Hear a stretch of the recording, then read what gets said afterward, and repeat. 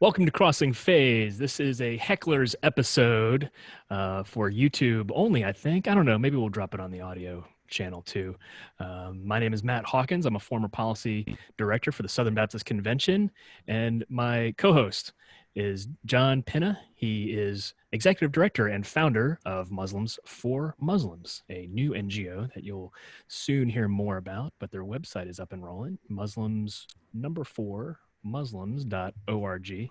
So And joining me from upstate New York is the what is that you're wearing? Is that it's not a hoodie. It's no, not a skull cap. It's a toboggan. The toboggan wearing John. I didn't, I normally wear a dopey, and I'm normally either have cultural clothes and all the rest. But we had this last episode where we were talking. You were so keen on saying, and I'm Matthew Hawkins, and the Muslim over here. It's so. And I pointed the wrong direction. I pointed over there because in the live moment, I see you over there, but on video, once it's published, you're actually over here, and so. Really, is that how it is? It is. First of all, I got you're the smart. Number one, you're the smart one in the group, so you're always gonna. And number two is I have a face for radio. So, there's, right. I was talking to some Muslim sisters and they go, is Matthew married? I was like, yes.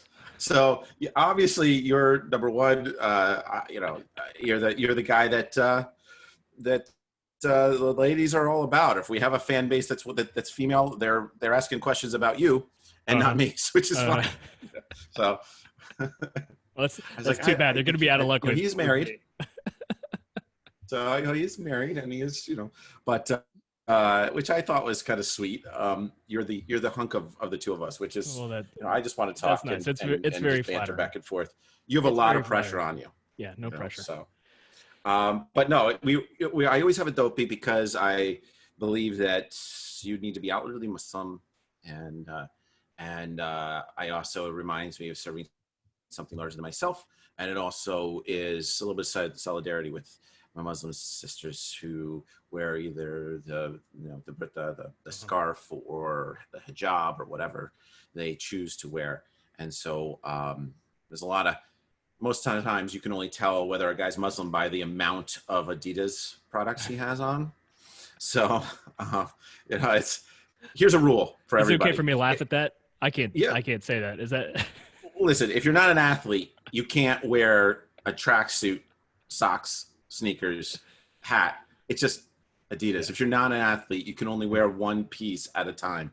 I think that should be a rule. I think an executive order, Trump should just sign that. I always felt conflicted wearing Adidas attire because I never played soccer, and Adidas tends to be, at least when I was growing up, the soccer guys wore Adidas. Yeah. I mean, you got to be an athlete. You have the Sambas. You have to at least one time being an athlete. Yeah.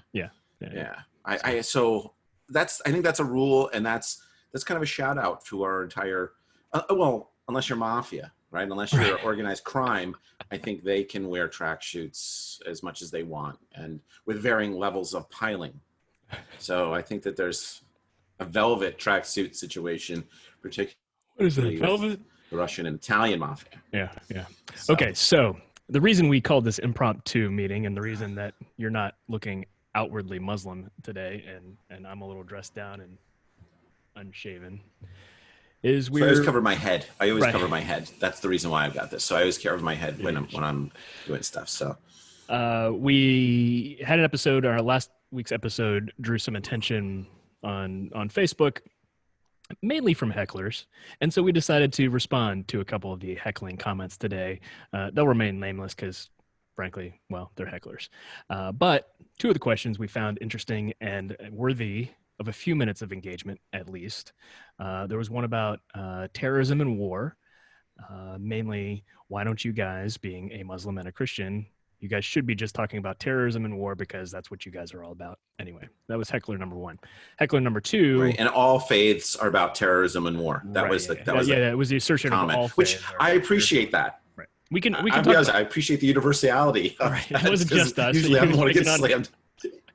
I'll be honest with you. I'll be honest with you. I Picking on 95% of the world's not address this guy's business. Yeah. And the heckler Yeah. number two was it was kind of a snide remark about how because we thought each other were going to hell, this whole thing was funny.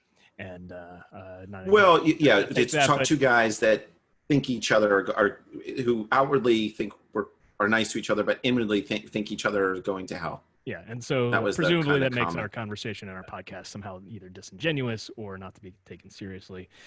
Whatever Sure. that may be, we decided we can talk about this. So let's tackle the war and terrorism thing first.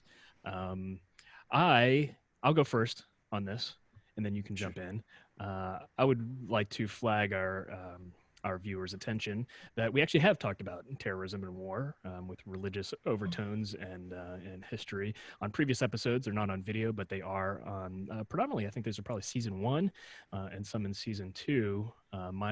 So you can find those at crossingfaiths.com.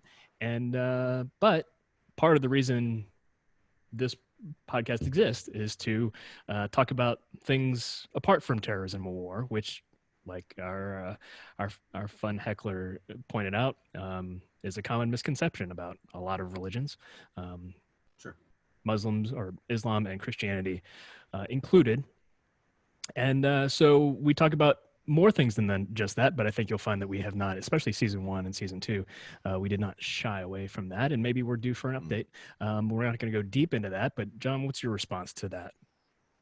Well, we're going to have. I think we're going to schedule. I think a terrorism episode or two. I think we've got a.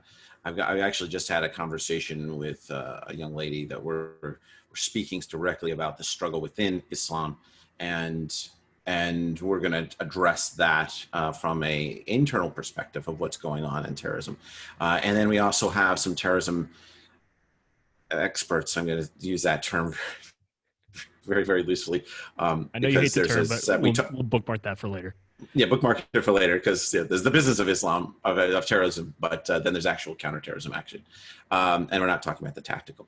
But I think that the reality behind these two questions is, first of all, we're friends. Right. We're both men of faith Mm-hmm. that believe in the Abrahamic tradition. And when it comes to terrorism, both of us, I think, have been on the front lines of fighting internally within our constituents or those that claim to be our constituents about terrorism, Yeah. and their acts or motivating acts of violence within our respective tribes. And we've peppered it throughout our entire podcast, really season one and two. So we're happy to discuss it, and we do have to discuss it. And one of the reasons why my NGO exists, and previously at the American Islamic Congress, and now Muslims for Muslims, is to address one of the most critical and most important questions of our time: Islam and security.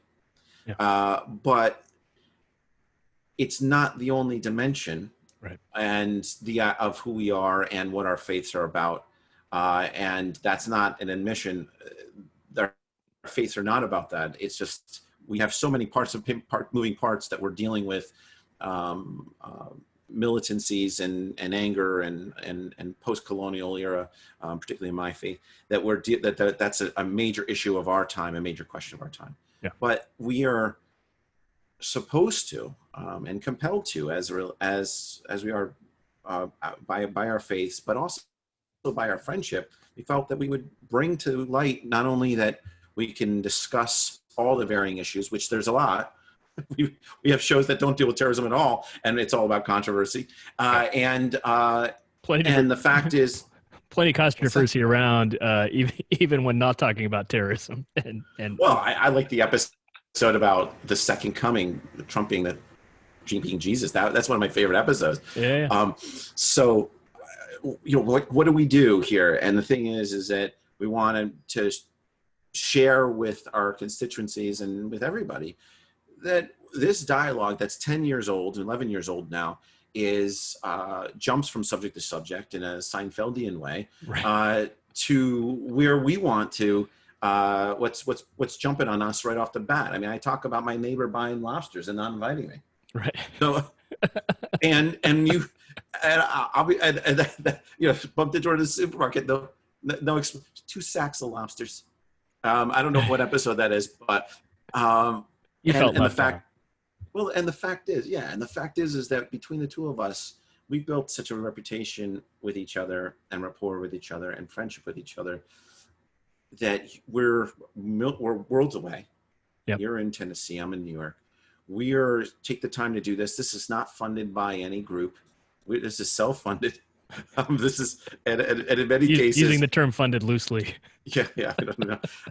And we're amazed and surprised at the people, at our listenership, and the people that are willing to make the comments, even the trolls, except for the spammers. I don't. Yeah. That's not cool. Keep it clean, folks. Well, you could hit us with something, but if we can't respond and it's just one thing after another, but this comment about terrorism in both of our respective religions, I would agree. Number one, it's a problem. We've had places of worship attacked all over the world, and particularly in America.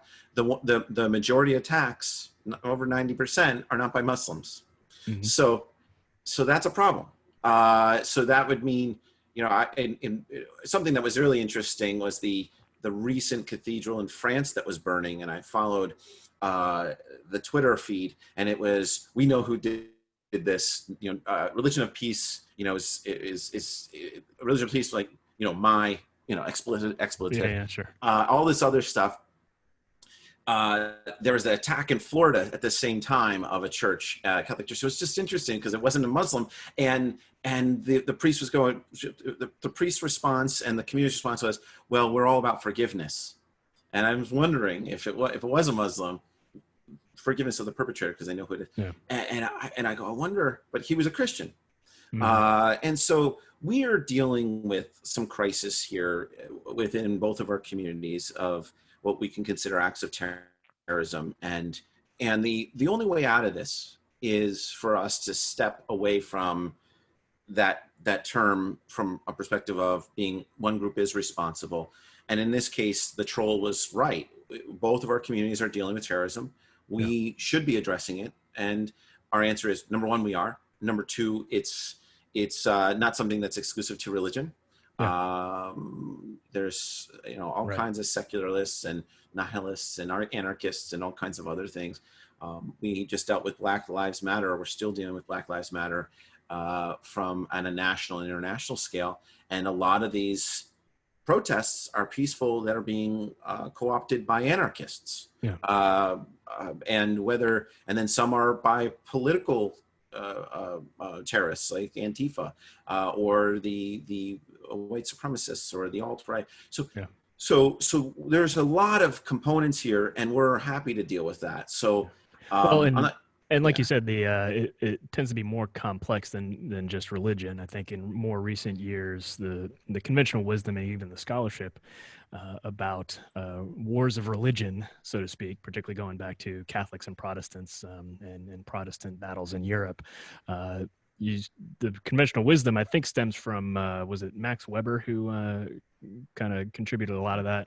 But more recently, scholars are scratching below the surface to be like, hey guys, well, religion appears to be one of the factors here, but there are a lot of other factors at play, and it's not as clear cut as religious people fighting religious battles. So those are conversations for another time, but throughout history, if you scratch below the religious surface, it's often that it's more complex. It's often that political powers co-opted a religion to their ends, or religious people tried to use power to advance their theological commitments in a way, at least on the Christian side of things, that we now recognize as errant and heretical.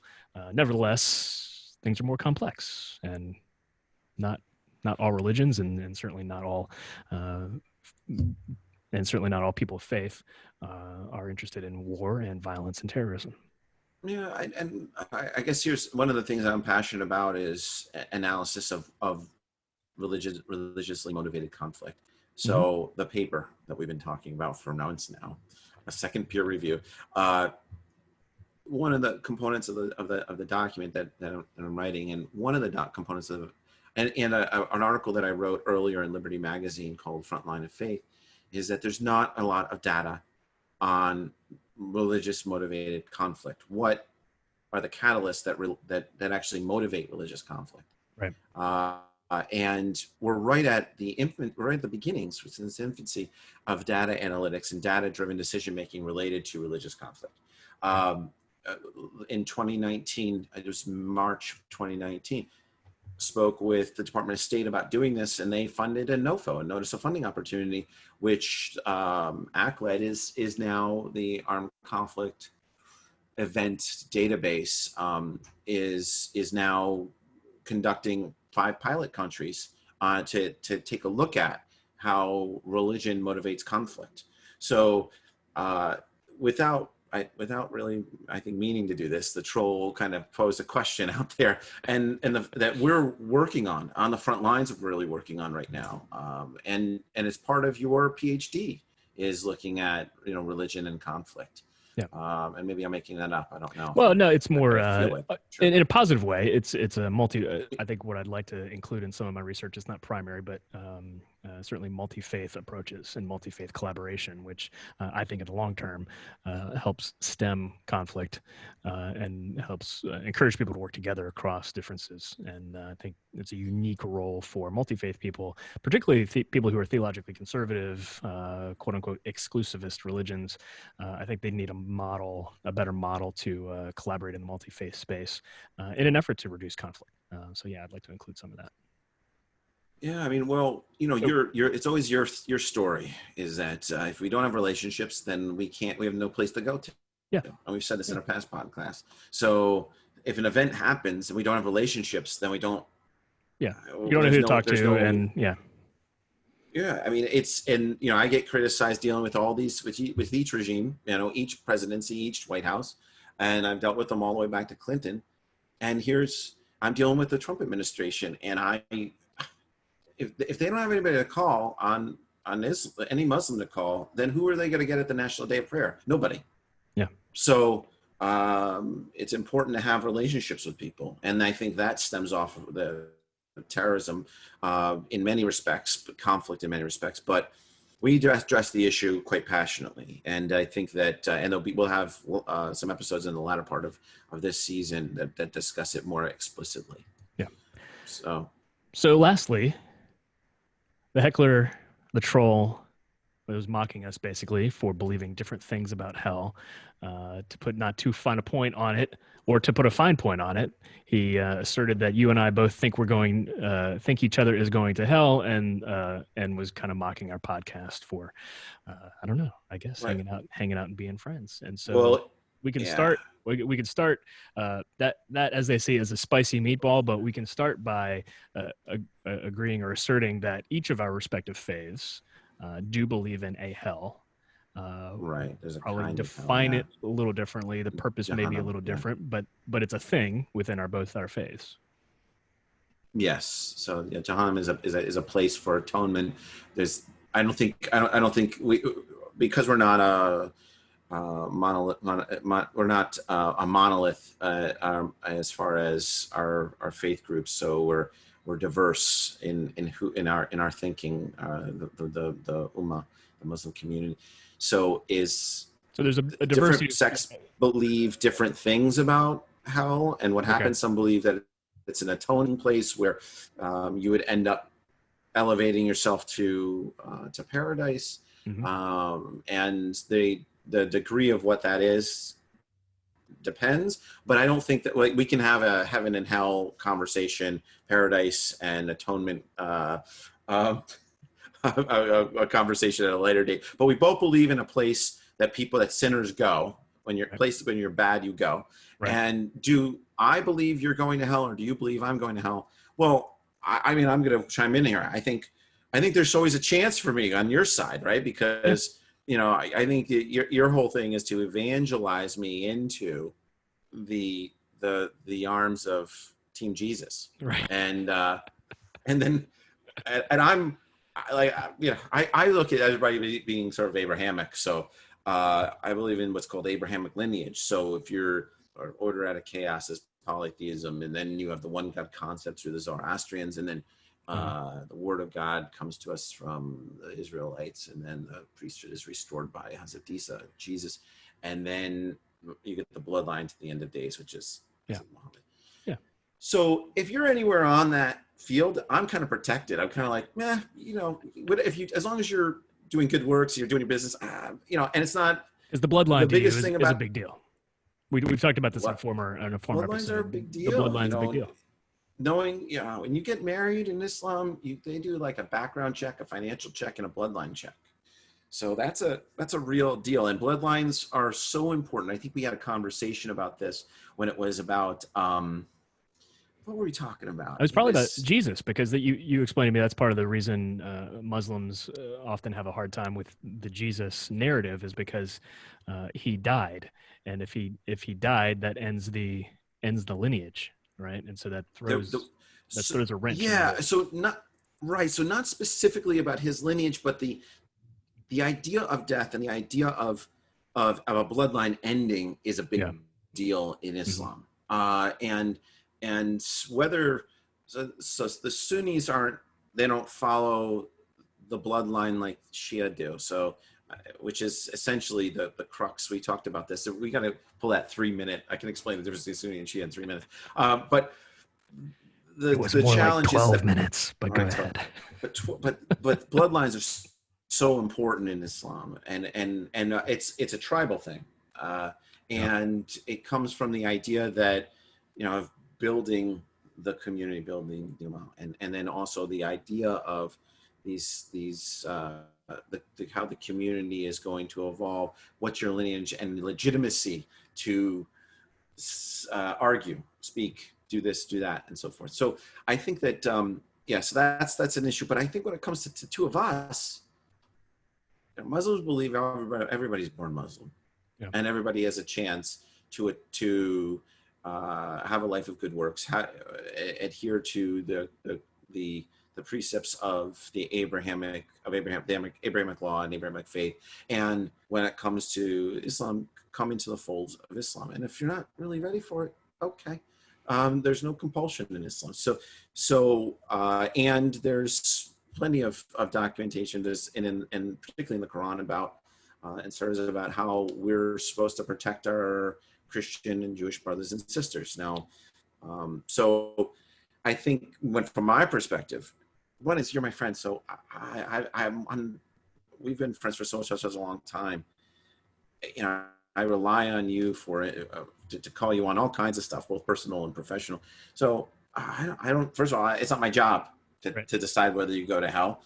That's number one. Number two is, you're a Christian, so you're part of Abrahamic lineage, so you're probably not going to hell in the construct of Islam. Right. I think that once I think you're going to be surprised when the rapture happens and you're stuck here with me. I think that I think it's going to be a surprise. But like I said, I think 3 people will be raptured. If the rapture is real, I think it's only going to be like 3 or 4 people, and they're probably just going to be, it'll be very surprising. And I don't. It's not even something that goes in my mind. So the comment was made that we are being nice, disingenuously nice to each other because then we think each other's going to hell, and I didn't think about it until the question. Mm-hmm. That's one. 2 is, I don't believe it, and 3, I'd be the first person to step in front of you and be like, you don't have to take this guy because he's lived in the South. He's lived in they don't have good pizza down there. That's hell. Like, if there's, like, he's atoned, so something with the water. It's something. But what's your thing? I mean, we talked about you evangelizing me, but right. Yeah. The classic question from I think season 1 is, you were like, "Are you trying to convert me?" Right. Was that your question? Right. Well, and of course, my reply was always right. Well, you have we're to an evangelical faith. We're an evangelical faith. We want you to be one of us. Sure. An invitational kind of thing. Why is that? Well, we believe that there is a God, and that our sinful nature is a problem that separates us from God. And then he thankfully and graciously has extended to us an atonement, right? So another concept similar but different. Yeah. In our case, we believe that we cannot atone either here or in the Christian view of hell. We can't atone for our own sins, and so Jesus is that atonement who, Right. number one, took the punishment for our sins, but it doesn't stop there. He also conquered death with in what we believe is his resurrection.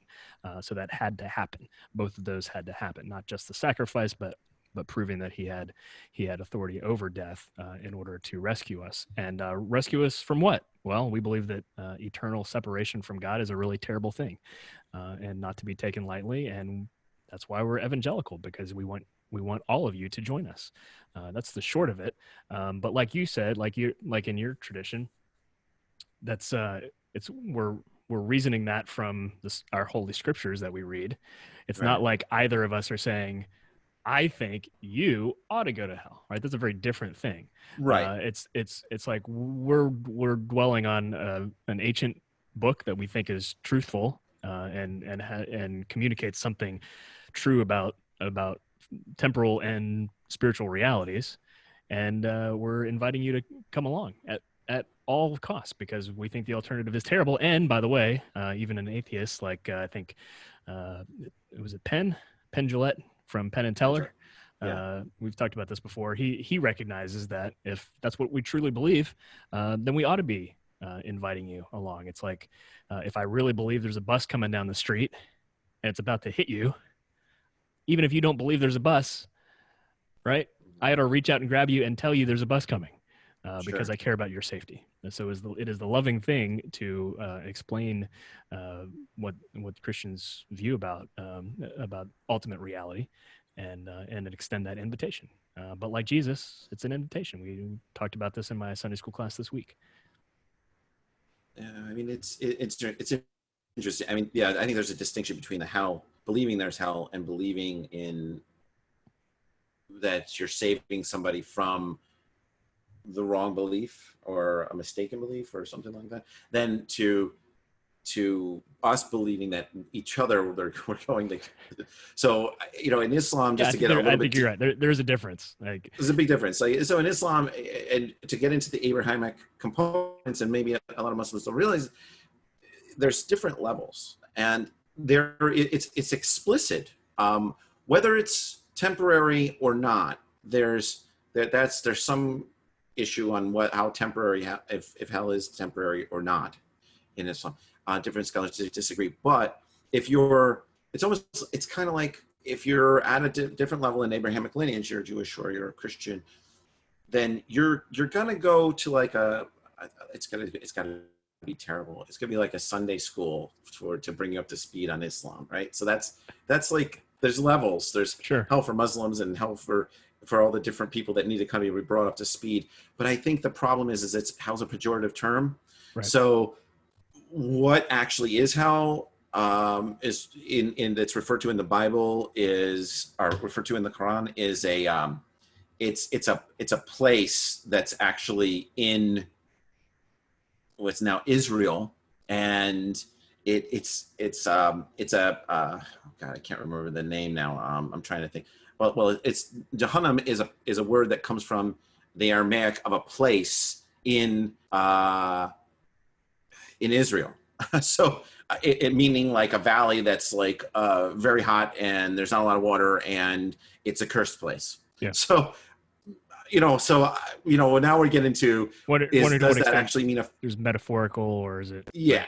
So I kind of look at it as that you're going to just do good works and you're a good person and we're all part of the same combine. Okay, I think that we're going to be okay. But I think when it comes to specifically, there are different levels, and Judaism, Christianity, and other religions are sort of addressed on that level of one of the levels, so that you can come up to speed and then be redeemed. So sort of evangelizing post, I guess. So Matthew might end up in a classroom, and he'll be like, can't believe it. But do I believe that he's going to hell, or do I? First of all, I'm not sure. I'm not sure. I care. In the respect that his religious beliefs, I would care for him as a person, but because he's evangelical, because he's Christian, I didn't even think about it to the question. Number one, number two, I just feel like, he's a pretty good guy, so I think he's going to be fine. But I would never. Yeah. If the bus was coming, I would certainly pull you out of the way. But if the spear was coming, I'd step in front of you. I wouldn't be, and I'd be fighting alongside of you after the rapture, because that's, my whole theory about the rapture. Let's get rid of all the nerds. Right. That's what you really think is going down anyway.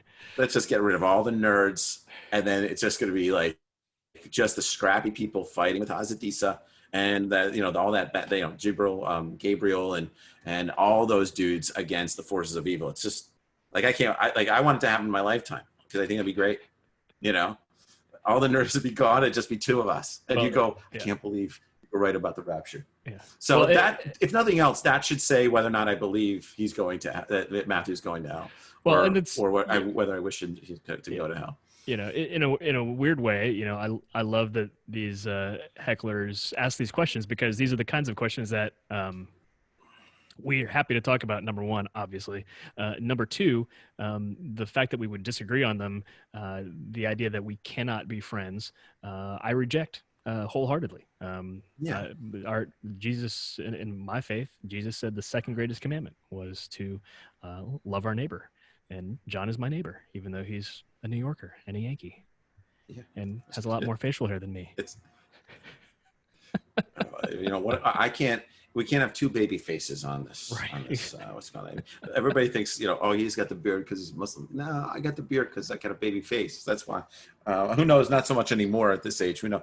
But maybe I'll do when we hit 1 million viewers on our what's it called? I guess I'll shave the beard, or we can do a shave the beard episode if you want. The beard episode. Yeah. Yeah, we could do a challenge, but. I appreciate you taking the time, man. I mean, it's a good comment. They're two really good comments. Yeah. I don't know anybody. They're a little snarky, but they're we can address the subject matter. That's fine. Is just outside, just on the other side of the camera, there's somebody going, talk to him.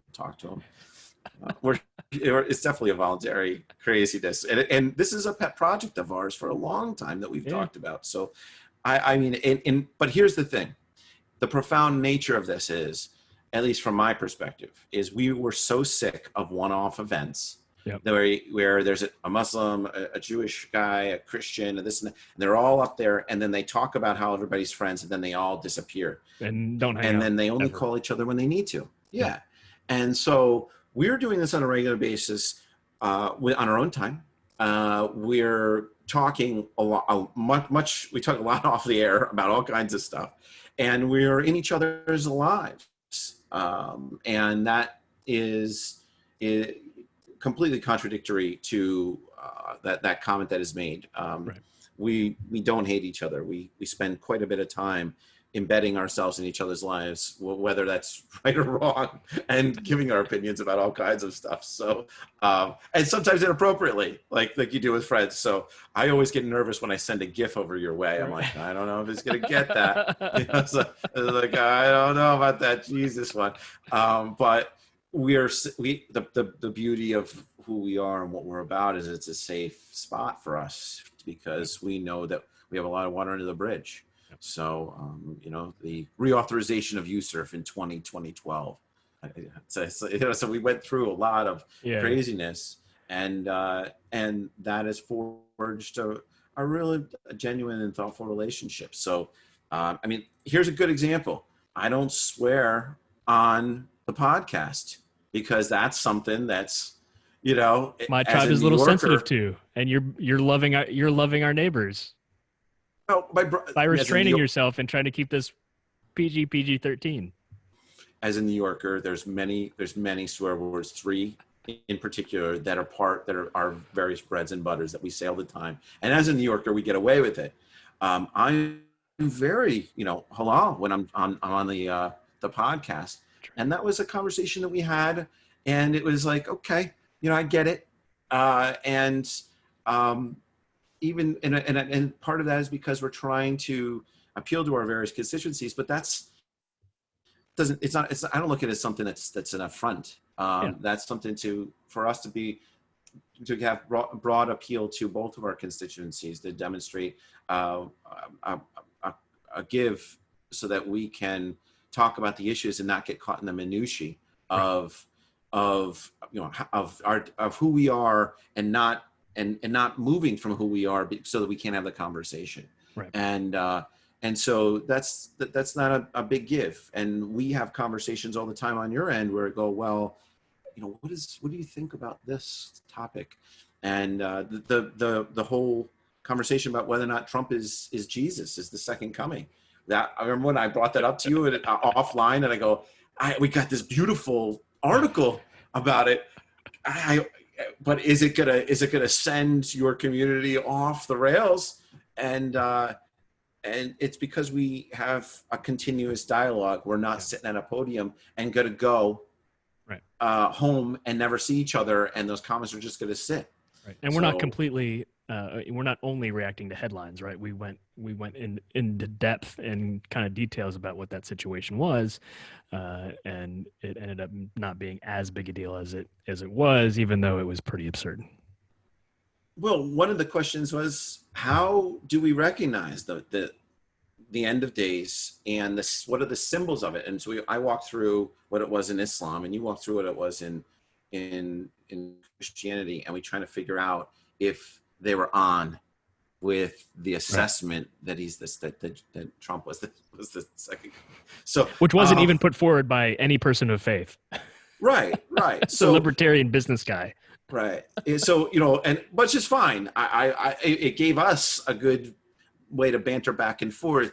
But the challenge between the two of us is we're just kind of nerds that wanted to keep this conversation going. Yeah. And because we are at such a critical time in the world, with 80% of the world 70% of the world is religious, 80% of the world is persecuted, and that number keeps rising. We believe that it's because there's not enough conversation about the issues, including terrorism, including what's going on with security and both of our religions, but also all the nuanced approaches to the subjects. And unless you have a continuous dialogue, and you can bank those so somebody can just tap in on those and troll them or like them or hate them or suggest new stuff, we're not doing what we are charged to do from our faith backgrounds, but also personally as we actualize and operationalize our faiths. And I think I think you're right. Can speak for both of us in that. Absolutely. And I think by virtue of doing this, and in light of those presumptions by the trolls, we are in fact rejecting the assumptions about interfaith conversation. The number one error is that we have to believe the same thing for us to talk about theological things. That's error number one. That's the quote interfaith movement, or a lot of what the interfaith movement has been is commonly thought of. And then the secularized version, which doesn't trust either of us to talk about theological differences together, so we can collaborate on secular project like education and community water and those kinds of things that are viewed as secular projects, but we're not allowed to talk about our theological things because we disagree and we might break out in war. And so Crossing Faiths sets forth another model. It's not original to us, but we're trying to popularize it. And that is a multi-faith edition where we talk about all the stuff because we're friends, basically. Yeah. And we want to make it interesting. That's the other problem, is that, we could be sitting here going, well, in my faith, I do this. What happens in your faith? And then you could be, to be like, well, I do this. That's different, but I respect that. And we talk about the resurrection all the time. That little, like I said, my theory about that whole business. Yeah. So forget about hell. That's the boring stuff. Get John and I in a conversation when we talk about Jesus and the resurrection. We've done that multiple times, and haven't come to an agreement. But I always learn from John when we talk about it, because I understand a better view of what Muslims think about those kinds of things.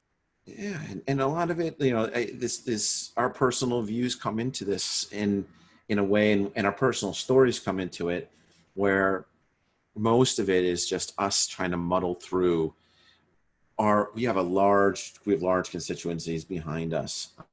I don't represent Islam. You don't represent your Evangelicals. evangelicals. I always have a problem with, and the larger Christian community at large.